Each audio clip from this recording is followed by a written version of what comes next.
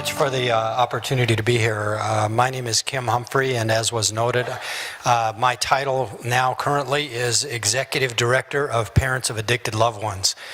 And I will say this, when you come up to a stage and you say, hey, I'm from Parents of Addicted Loved Ones, it sort of gives away the punchline, doesn't it? You kind of already have an idea of what's happened in my life and my family's life. But I kind of want to explain a little bit about how PAL kind of came into existence, why we're so excited about what PAL is doing, and how it's expanding around the United States and helping people around this issue that is really devastating our country. I know a lot of you have heard the words opioid crisis, and you've read about it probably, and you're hearing more and more about some of the things that are happening around the country, but I'm not sure how much the average person really understands the extent of this health epidemic. It is by far the largest health epidemic in the history of the United States. So as you think about that, think about this problem. Death by overdose exceeds annual deaths from car crashes, guns, and AIDS, and that will actually be all of them together within the next few years if the numbers continue. In the past, some of those were at very high numbers, and it exceeded any of those at any given time in their history. Drug overdose deaths are the #1 cause of preventable death in the United States.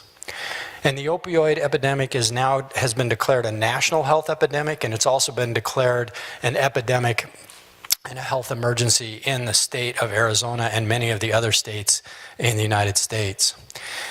Of the 20.5 million Americans that are over the age of 12, and that should give you pause right there that it actually starts at 12, that have a substance use disorder, clear back in 2015, and of course the numbers are significantly higher, they're well over 22 million now, that involved prescription pain relievers. Over 500,000 of them were involving heroin. And of course, most of you remember that heroin was one of those drugs that wasn't really talked about. It was that drug that people did, back in alleys and things like that. And that's obviously no longer the case, because heroin is a direct cousin of prescription painkillers, and so a lot of times it ends up being a direct link from a prescription painkiller to heroin use. So what else about the problem? 7 people every single hour of the day in the United States are dying of an opioid overdose, 24/7, 365. You add in other drugs, and obviously that's going to increase when you start adding in meth, cocaine, and all of the other drugs that are abused. One of the things I always like to point out is we all talk about the opioid crisis, and we realize that the numbers are significant, but the reality is that alcohol kills more than all of the other drugs combined. So if you start looking at that number and adding it to this, you get a significant amount of people that are being affected by substance use disorder. I don't know if you knew this one. If you add all cancers together, all of them, more people are diagnosed with substance use disorder than all people with all cancers. This is an epidemic that is beyond proportion of anything we have ever seen in our history. It's just unprecedented. And so look at Arizona a little bit. Arizona is very active in tracking this. When the governor declared this a health emergency, what it did was it authorized the tracking of the information immediately. So as hospitals and doctors and others are addressing this issue, they are immediately feeding this information into a system that is now being tracked literally up to the minute by the state of Arizona. So as you can see up here, roughly about 9,000 people a year are overdosing just in the state of Arizona. That's 25 every single day, and 4 of those end up being fatal. So, does it just affect the individual that's the one that has the addiction problem? And the answer is clearly no. Their families are suffering, their parents, their coworkers, the community at large. My guess is that if I were to ask everybody in this room, if you either know somebody in your family that has a substance issue, or if you know a friend or somebody else, I'm guessing that the vast majority of this room is going to raise their hand. And you're going to know somebody that's being affected by this issue. And sadly, it's getting to be more and more people, in spite of the fact that they have declared it an emergency, despite of the fact that they're putting all this effort into it, it's continued to rise. And now we're hearing a lot of things about fentanyl and things like that. And most of you who have heard of that, it's a very powerful drug, 50 to 100 times stronger than morphine. Was originally designed as an end-of-life drug, and then became much more of a mainstream in the medical profession in hospitals to be used for very serious pain and injuries. But unfortunately, if you take fentanyl at its purest form, not in the pill, but if you get actually pure fentanyl, you can get a couple of grains of it on your fingers, it'll absorb through your skin and it can kill you. That's how powerful fentanyl is. So they had numerous issues with this with police officers around the country. One of them was literally touched dust on somebody's clothes, and it was pure fentanyl. And when he touched it, within a few minutes he was unconscious, and it took 4 doses of Narcan, which is the antidote for that, to get him back to life. They barely saved his life, and that was literally touching the dust of that on somebody's clothes. That's how powerful that drug is. They've had that drug pop up in small communities where the drug dealers thought they were just going to add it to people's heroin and thinking that they're going to get them hooked on something new. And they literally have had dozens and dozens of deaths within 2 to 3 days of each other in small communities, because this stuff was way more powerful than they expected. So there's all kinds of things going on with the trends with opioids and other drugs, but the bottom line is that it's affecting our families, it's affecting us as a community, and I know that it's probably affecting you in one way or another. And so PAL is who I'm here representing today, Parents of Addicted Loved Ones. And one of the things about PAL that I can honestly say to you is that outside of probably our faith, it was probably the only thing that saved our lives. We literally, my wife and I, when we found out our sons had this issue, it pretty much took everything out of us. And I'll explain a little bit more about that later. But the reality was, it was hard to find people that understood what we were going through. And the concept behind PAL is that it's parents helping parents. It's really hard to talk to somebody that has not dealt with this. They don't understand it. They don't understand things like, I had a conversation today with somebody, and they said, well, I've got my daughter's in a treatment program and I don't know what to do because my ex-husband says that her problem with heroin and all that stuff, well, that's just something that's a choice, and she could just quit, and she just needs to quit and get a job and she'd get over it. And she says, and I keep trying to tell him she just can't quit. It just doesn't work that way. But when you talk to people that don't understand these drugs and don't understand the powerful nature of how these drugs hijack your brain, then people will go down the road of saying, oh, they're just making a bad choice. They have bad character. Their morals are not good. They just don't know how to make good choices.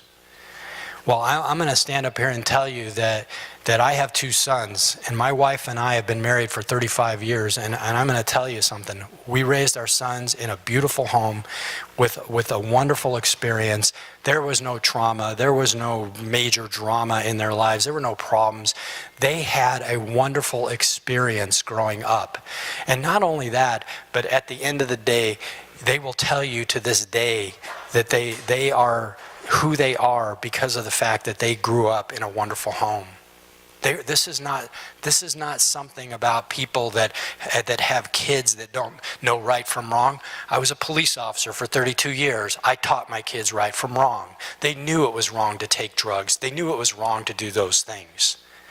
But I'll explain a little bit about how they got involved and why that happened, and what I think probably is some of the underlying reasons why this occurs. But PAL focuses on the unique nature of what goes on in a parent-child relationship. And I'm not going to diminish the fact that we might have a friend that's on drugs, and we really want them to get better, and we really hope they get better. But I want to talk about the fact that when it's your child, when it's your son, your daughter, it's your grandson, your granddaughter, you have a connection to them that's different than any other relationship. Any other relationship. Even a spouse relationship is not the same. And parents, when they see this, they are so devastated and they just don't know what to do. They don't know who to go to, and they don't know how to respond to this issue. And so it's so helpful when they can find other people that understand where they're coming from. And one of the troubles is, as a parent, is that you get confused because you want so badly to save your children. You want to help them. And unfortunately, you start learning after a little while that the things you're doing are not helping, they're actually hurting. And so when my sons would come to me and they would be begging and crying and saying, oh my gosh, I don't have any money, and if I just need $50 or I need $25, and if you would just help me, then that would solve this problem or that problem. And at the end of it, you'd go, okay, well, I'll give you the money because, well, they were going to use it, to buy food. They were going to use it to put gas in their car. They were going to use it in some sort of positive way. And then, of course, all I found out later was they were just using it to buy drugs.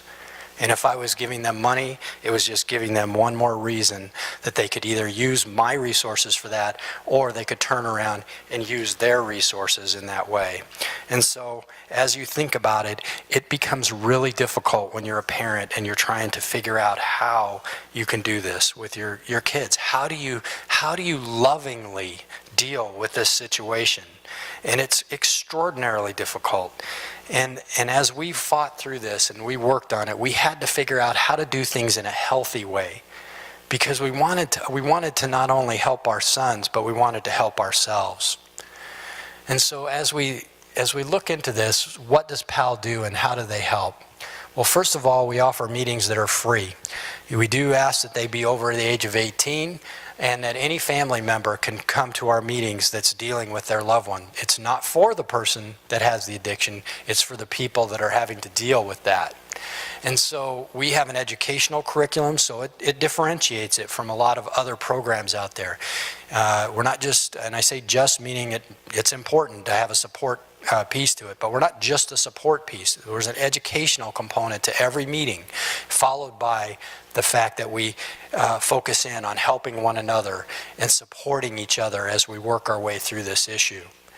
And so, interestingly enough, even though our approach is based on the family members and it's there to help the family members, in reality, what we have found is that when parents and family members, when grandparents and others learn healthier ways to deal with their loved one, interestingly enough, many times we see over and over that the loved one gets help too. And so we are in a, that's one of the reasons why Dr. Scott is going to come up and talk about this, is because we see that this is not only helping the family members, but we believe that it's also helping those that have addiction problems. And if we can be a part of that solution for all these things that are going on, that's why we want to be effective as an organization. We want to be able to help families. We want to be able to help our loved ones as well. And so we talk to, in our meetings, we talk about a lot of different things. And so as you look up here, these are some of the things our lessons cover. These were all developed by a licensed substance abuse counselor here in Arizona. And so they're based on, and I'll let Dr. Scott get into more of the details, but they're based on the theories behind addiction and recovery. And so as you look at these, you can see, and you probably recognize some of these things, but a lot of times we don't talk about things like what is delayed emotional growth. And we don't know what that means. We can't figure out why our 27-year-old is acting like a 16-year-old. Why are they behaving like they don't even understand the basics of what a mature adult or somebody at least should be thinking at that age? And the reality is drugs stunt your emotional growth. So if they started taking drugs when they were 16 and they're 26, guess what they are emotionally? 16. And so when we start realizing that that's why they're acting like they are, and then we start understanding that we need to know why do they relapse? What do we do? How do we best support them? How do we do what is going to help them, not hurt them in this process of hopefully getting better? So PAL, the organization, was incorporated in Arizona as a nonprofit in 2015. It was actually started in 2006 here in the Valley, and at that time, when it was started, it was one meeting. It was at a treatment facility, and it was designed by this substance abuse counselor that had been involved in this for years, and he kept seeing a problem when it came specifically to parents. He just kept seeing that consistently the parents, for lack of better terms, in his mind, were making it worse. And so he thought, I've got to do something to try and educate parents to help them to deal with this problem in a different way. So he started putting together the curriculum. He started these, and over time, he continued to work on it from that perspective of how do I deal with this as this thing is continuing to be a problem with parents. How do I deal with this where I can help people understand? I have no idea why that's wanting to go all by itself. But he finally decided after several years that he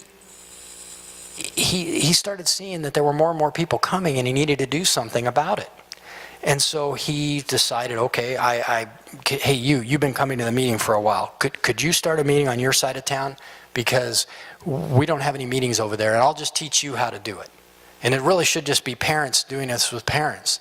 And so as that started to happen, the next thing you know, there was 2 or 3 meetings in the Valley. And by 2015, there was about a dozen of them in the Valley. And somehow, some way, some women in Indiana saw or heard from somebody in Arizona, and they called up and said, we want to start a meeting in Indiana. What do we do?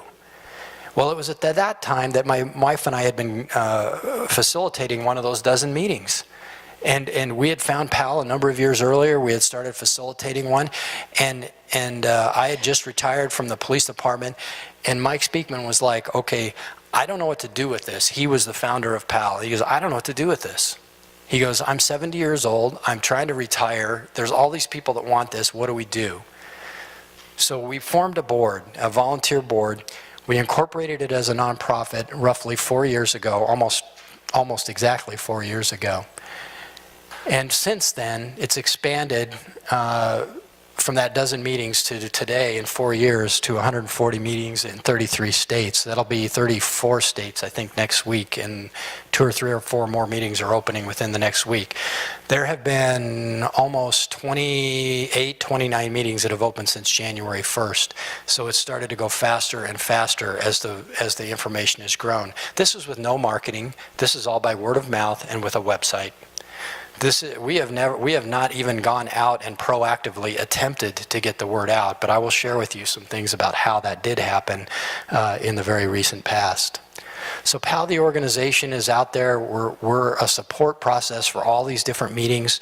We're there as a network to provide this structured educational piece to it, to provide all the materials, to train facilitators, to make sure that people are following the curriculum and doing it in the way that we know that it works. And so we recognize that there's a very important thing that happens, and that is that the group is where the power is. The group is where people learn how to deal with this by learning from one another's experiences. And so it's been extraordinarily helpful. We don't tell anybody what to do. If you came to our meeting and you expect somebody to tell you what to do, you're going to get suggestions if you ask for it. And if you don't want any suggestions and you just want to listen and you want to hear what other people have to say, well, then you can do that too. Because you're going to have to figure this out on your own. Because here's the thing about this group and other groups, it's pretty much a life and death thing all the time. We deal with it all the time. We have people come to our meeting and their loved one overdoses and dies. And it happens. And so we have to figure out how do you deal with people when you're trying to say, well, I think maybe you ought to set a boundary. And what if they set a boundary and 5 minutes later their loved one is no longer around because they killed themselves or they accidentally overdosed or something? Can you imagine? So we have to be very careful about, we're there for support. We need to let people make their own decisions. So we don't tell people what to do. But when they're in a room with people that have been there and know what they're going through, they're a lot more likely to take suggestions from others that have been successful in things they've done. And so we support people regardless of what they decide to do or not do. And we learn from others. And I am so thankful that other people were willing to come to a meeting and share their experience with me, because I didn't know who to ask. I didn't know who to turn to. I can tell you that I had good friends. We had good friends that we had known for years. They had 2 sons the same age as ours. And you know what his wife said to us one day when we were at dinner? She said, we were trying to explain to him all these things that had happened, and she says, yeah, well, I don't understand that because my husband would have just kicked their butts if they would have done that. And I was like, oh, that's all you have to do? You just have to discipline them and they just won't do drugs? Yeah, I wish I would have thought of that one.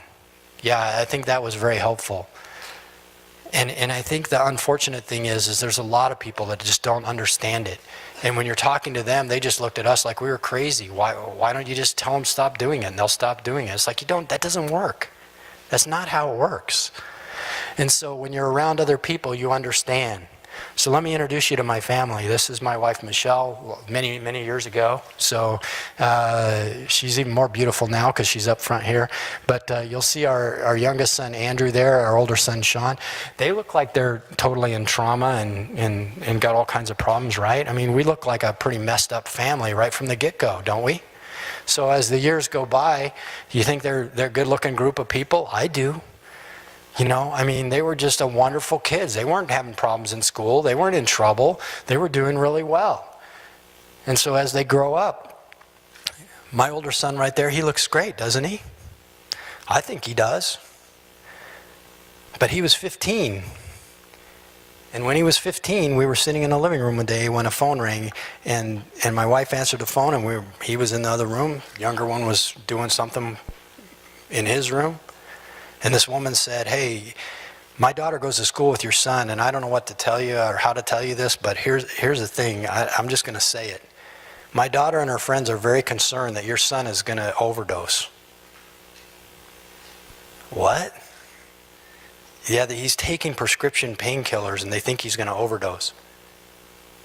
I was sitting there. Here's what my wife said. You called the wrong house. It's not our son's. She says, no, it's him, it's Sean. She said, no, you have the wrong house. She says, well, I'm really sorry to tell you this, but they're very worried. Now let me explain something. Nobody called us and said he's smoking out back. Nobody called us and said he's smoking marijuana. Nobody called us and said, oh, there's some little problem. The first words, the first time I ever hear anything that I heard is a problem is, he might die of an overdose. And so as you start thinking about that, and I'm going to turn this over in 1 second to Dr. Scott, is as we started to deal with this, and we went through bringing him in and finally saying, we want a drug test from you, and he didn't want to give it to us, then I knew we had a problem. And then when we finally got it from him, and we found out that he tested positive for opioids, then began the journey. And unfortunately, it just began to spiral out of control, and it got worse and worse and worse. And it eventually led to some pretty dark places. When I started getting phone calls when he was living in the bushes in parks. When I started getting phone calls from hospitals and he was there and he had overdosed. When I started getting all kinds of information from other people saying they're pretty sure our son is dealing drugs now. When he started getting arrested.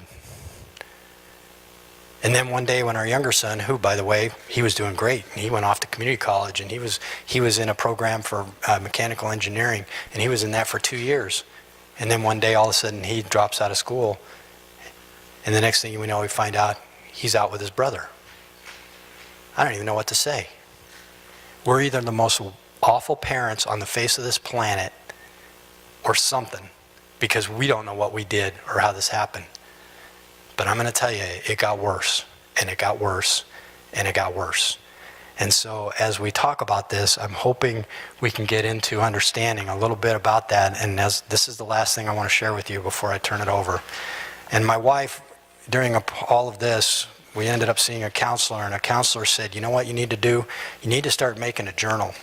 You need to write these things down to remind yourself of what's going on and to remind yourself of what your feelings are and what you're going through. And so let me just share a couple little excerpts here from a number of years ago. My wife wrote, I saw Sean again on Sunday. I could not say no to picking him up for church. So I decided we would have a face-to-face conversation and tell him not to contact us until he was ready for recovery. We told him we were not coming to get him again for church.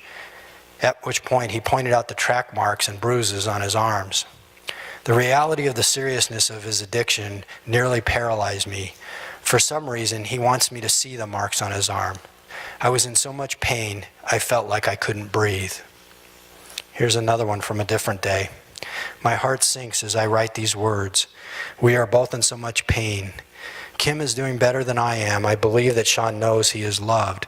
Pulling away from him somehow feels like we are pushing him into making a bad decision, such as ending his life.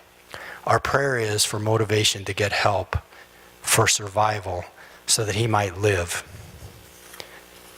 Here's another one on a different day. So Sean sent a painful Facebook message, and 2 nights ago I was on Facebook and Sean had posted a photo of himself.